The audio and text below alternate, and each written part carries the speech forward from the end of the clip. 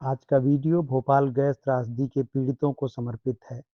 हम भारत सरकार से गुजारिश करते हैं कि वह विदेशी कंपनियों के लिए परमाणु दायित्व कानूनों में ढील देने का निर्णय न करे। भोपाल शहर ने पहले ही इसकी बहुत बड़ी कीमत चुकाई है। नमस्कार, मैं दयाशंकर मिश्र। लोकतंत्र, संविधान और नागरिक चेतना पर आधारित आपके इस चैनल में एक बार फिर आज हम बात करने जा रहे हैं सरकार के दायित्वों की, नागरिक हितों की। आगे बढ़ने से पहले हम आपसे अनुरोध करना चाहते हैं कि आप चैनल को सब्सक्राइब करें, ज्वाइन करें और हमारा सहयोग करें। आपकी सुविधा के लिए आपकी स्क्रीन पर यह स्कैनर है, क्यूआर कोड है। आप इसके माध्यम से भी हमारी मदद कर सकते हैं और जो लोग चैनल ज्वाइन करके हमारा सहयोग करना चाहते हैं वह अपनी सुविधानुसार कोई भी विकल्प चुन सकते हैं। ध्यान रहे, हम केवल आपके साथ से आगे चल सकते हैं। आपका साथ हमारे लिए संजीवनी है, क्योंकि इस व्यवस्था ने सारे रास्ते बंद कर दिए हैं। उनके लिए जो सरकार के गीत नहीं गाएंगे वह केवल और केवल जनता के साथ हैं। हम आपके साथ हैं। अब आपको बताना है कि आप हमारा साथ कहां तक देंगे, कब तक देंगे। आज का वीडियो भोपाल गैस त्रासदी से हासिल सबक पर है। क्या हमने दुनिया की सबसे बड़ी त्रासदी में से एक त्रासदी से कोई सबक लिया? क्या भोपाल गैस त्रासदी से हमें कुछ सबक हासिल हुआ?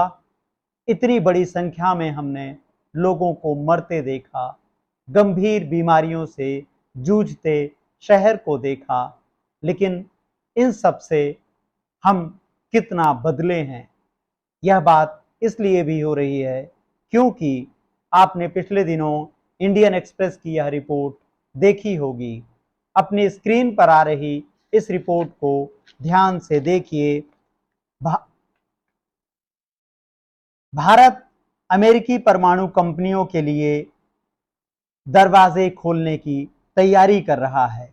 इसके लिए भारत अपने परमाणु दायित्व कानूनों को आसान बनाने की योजना बना रहा है, जिससे अमेरिकी कंपनियों जैसे जनरल इलेक्ट्रिक और वेस्टिंग हाउस इलेक्ट्रिक को आकर्षित किया जा सके। यह कंपनियां भारत के मौजूदा परमाणु दायित्व कानून 2010 के तहत असीमित जोखिम के डर से भारत में परमाणु परियोजनाओं में निवेश करने से हिचक रही हैं। भारत को इस वक्त अमेरिकी तकनीक और निवेश की जरूरत है, ऐसा सरकार की तरफ से कहा जा रहा है, बताया जा रहा है। इसलिए इस दायित्व कानून में बदलाव किया जा सकता है संसद के आने वाले सत्र में, जिससे भारत और अमेरिका के बीच असैन्य परमाणु सहयोग और व्यापार बढ़े। ऐसा बताया जा रहा है कि यह कदम दोनों देशों के बीच रणनीतिक साझेदारी को मजबूत करने और स्वच्छ ऊर्जा के क्षेत्र में सहयोग बढ़ाने का हिस्सा है। हमें यह भी ध्यान रखना होगा कि एक तरफ अमेरिका हमारे नागरिकों के लिए लगातार मुश्किलें पैदा कर रहा है। हमने देखा है कि किस तरह से अमेरिका ने जहाज में भरकर हमारे नागरिकों को हथकड़ी लगाकर हमारे देश भेजा था और हम चुपचाप देखते रहे। हमने देखा कि किस तरह अमेरिकी राष्ट्रपति डोनाल्ड ट्रंप लगातार सीज फायर को लेकर बयान देते रहे। अमेरिकी राष्ट्रपति के कम से कम 8 बयान ऐसे हैं जहां उन्होंने बार बार इस बात को दोहराया कि अमेरिका ने टैरिफ के दबाव से दोनों देशों के बीच संधि कराई या सीज फायर कराया। भारत ने इसका खंडन किया। अब अमेरिका में यह मामला अदालत में गया है। इन सब के बीच भारत सरकार अपने परमाणु कार्यक्रम जैसे संजीदा योजनाओं में किस तरह से दायित्वों से अमेरिकी कंपनियों को ढील देने की बात कर रही है, ऐसी खबरें आ रही हैं, तो जाहिर है कि हमें इस पर बात करने की ज़रूरत है। हमें यह समझना चाहिए कि भारत में नियम कानूनों का पालन किस तरीके से किया जाता है और अब तक क्या क्या हमने इससे खोया है, क्या क्या पाया है। आमतौर पर भारत की छवि दुनिया में एक ऐसे देश में है जो भ्रष्टाचार की सूची में लगातार आगे बढ़ रहा है, एक ऐसे देश की सूची में है जहां नियम कानूनों में अपने हिसाब से पूंजीपति बदलाव करवा लेते हैं, या हम देखते हैं एक नागरिक के तौर पर हमारे पास जो मीडिया रिपोर्ट है वो बताती हैं कि किस तरह से नियम कानूनों को अपने हिसाब से बदलवा लिया जाता है। आज हम आपसे बात कर रहे हैं भोपाल की, भोपाल गैस त्रासदी पर, और यह बातचीत डोमिनिक लापियर और जेवियर मोरो की इस किताब के बिना नहीं हो सकती। यह बेहद महत्वपूर्ण किताब है, एक दस्तावेज है कि कैसे बहुराष्ट्रीय कंपनी भारत में आकर नियम कानूनों को तोड़ मरोड़ कर अपने फायदे का, मुनाफे का खेल खेलती हैं, और बाद में इतनी बड़ी त्रासदी जिसमें लेखक यह दावा कर रहे हैं कि 16,000 से 30,000 तक लोगों की जान गई। सुप्रीम कोर्ट में इस मामले में फाइल या दायर की गई याचिकाओं में मरने वालों की संख्या 3,000 से 15,000 तक अलग अलग जगह सामने आती है। 5 लाख से ज्यादा लोग गंभीर बीमारियों से ग्रसित हैं। आज भी लाखों लोग स्थायी विकलांगता से जूझ रहे हैं। यह किताब बताती है कि किस तरह नियम कानूनों को तोड़ मरोड़ कर मुनाफे का खेल खेला गया। 14 दिसंबर 1966 से भोपाल में यूनियन कार्बाइड ने अपना काम करना शुरू किया। सेविन नामक एक कीटनाशक बनाने का काम यह कंपनी करती थी। भारत से पहले 38 देशों में यूनियन कार्बाइड काम कर रही थी, लेकिन क्या भारत में जैसी छूट उसे मिली, दुनिया के दूसरे देशों में भी इसी तरीके की छूट मिली? हम देखते हैं कि जब इस तरीके के कारखाने कहीं लगाए जाते हैं, इस किताब में इस बात का जिक्र है, तो अक्सर वह शहर से दूर होते हैं, आबादी से दूर होते हैं। लेकिन यूनियन कार्बाइड शहर में एक ऐसी जगह थी जो भीड़ भाड़ और ट्रैफिक से पहले से ही चारों तरफ से जूझने वाली जगह थी। यह जगह भोपाल रेलवे स्टेशन के बिल्कुल पास थी। यह किताब आपको बताती है कि कैसे धीरे धीरे नियम कानून अपनी मर्जी से बदलने लगे और कैसे यूनियन कार्बाइड ने सुरक्षा मानकों की अवहेलना शुरू कर दी। एक के बाद एक घटनाएं सामने आने लगी, लेकिन जैसे किसी को इसकी चिंता नहीं थी। इस किताब में कमल पारिख नाम के एक इंजीनियर का जिक्र है। किताब में इस बात को लिखित किया गया है कि जब कमल पारिख को यह पता चला कि कैसे संयंत्र में कटौतियां की जा रही हैं, सुरक्षा मानक घटाए जा रहे हैं, तो उन्होंने अपना इस्तीफा दे दिया। कमल पारिख जैसे और भी लोगों का जिक्र है जिन्होंने कंपनी छोड़ी क्योंकि उनको लगा कि कंपनी सुरक्षा मानकों से खिलवाड़ कर रही है।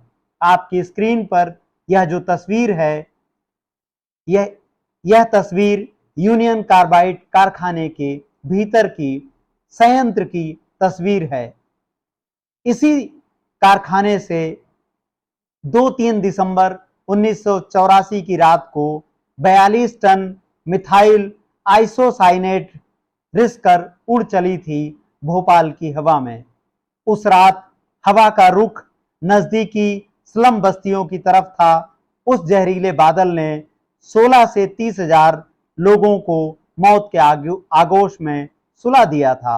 आर्थिक कारणों से सभी सुरक्षा प्रणालियां निष्क्रिय थी उस रात। एक दूसरी तस्वीर में आप देख सकते हैं जिसमें लेखक जेवियर मोरो इस संयंत्र के पास हैं। इस संयंत्र का काम टैंक नंबर 610 की सुरक्षा से जुड़ा हुआ था।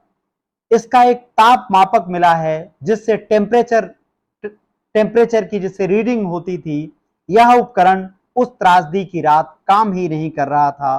किसी को एहसास नहीं था कि उस रात गैस विस्फोट होने वाला है।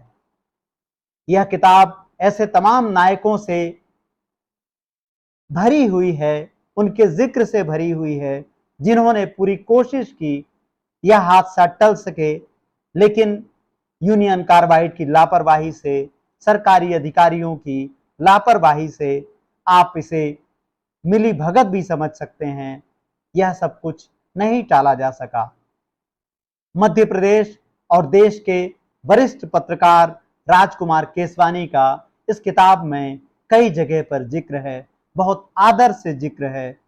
राजकुमार केसवानी ने इस हादसे के पहले कम से कम 4 रिपोर्ट लिखी और लगातार सरकार तक यह बात पहुंचाने की कोशिश की कि कैसे इस संयंत्र में गड़बड़ियां हो रही हैं, लेकिन इस दूरदर्शी विद्वान पत्रकार लेखक की बात को कोई तवज्जो नहीं दी गई। सरकार ने इस पर कोई कार्रवाई नहीं की। इस किताब में दूसरे भी ऐसे नायकों का जिक्र है जो हादसे से पहले और हादसे के बाद भी यूनियन कार्बाइड, सरकार और नियम कानूनों से जूझते रहे, लेकिन अपने शहर को इस विपदा से नहीं बचा सके। आपको यह किताब पढ़नी चाहिए, इसलिए भी पढ़नी चाहिए क्योंकि इस किताब में एक ऐसे अनेक प्रसंग हैं जो बताते हैं कि नियम कानूनों की कितनी अवहेलना की गई। भारतीय कृषि मंत्रालय के एक पत्र का जिक्र मिलता है जिसमें इस फैक्ट्री को किसी चॉकलेट फैक्ट्री जैसा अहानिकारक संयंत्र बताया गया था।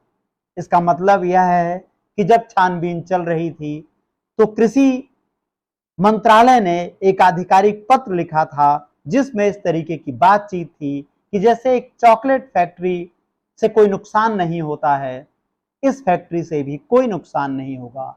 उन अधिकारियों का क्या हुआ, उन पत्रों का क्या हुआ, हम नहीं जानते। भोपाल के वो तमाम लोग जानते हैं, लाखों करोड़ों लोग जानते हैं जो इस त्रासदी का शिकार बने, जो उससे जूझते रहे। यूनियन कार्बाइड कारखाने से रिसी गैस का प्रभाव बहुत दूर दूर तक फैला। भोपाल के आसपास के शहर जैसे सीहोर, विदिशा तक इसका असर देखा गया।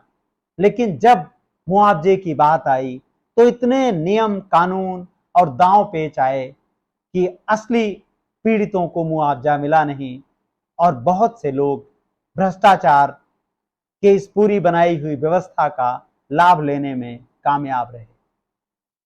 यह लेखक खुद भोपाल से है, उस शहर से है जहां यह सब घटा।